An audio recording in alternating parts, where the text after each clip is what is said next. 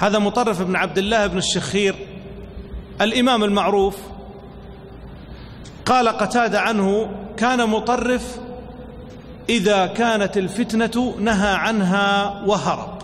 وهذا أمر مهم، أنا أقول لطلاب العلم، أقول لأحبابي من الأخيار والصالحين: إياكم والخوض في الفتن، إياكم وأن يكون لكم اشتغال بكثير من السجال الذي لا جدوى منه.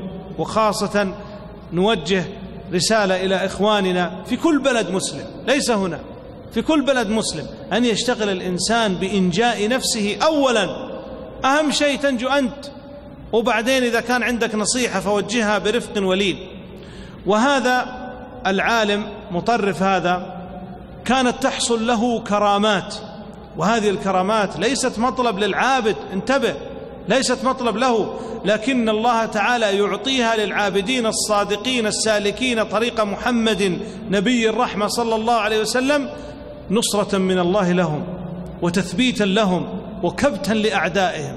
يقول الذهبي، ويصحح هذا الذهبي، أنه كان ينير لمطرف طرف صوته في مسراه، يمشي في الليل، ومن فضل الله عليه أن الصوت يكون في طرف زي الكشاف. تأمل هذا. وكان خوفهم من الله عظيم. مطرف هذا يقول: لقد كاد خوف النار، اسمع هذه، لقد كاد خوف النار يحول بيني وبين أن أسأل الله الجنة. شوف ليش؟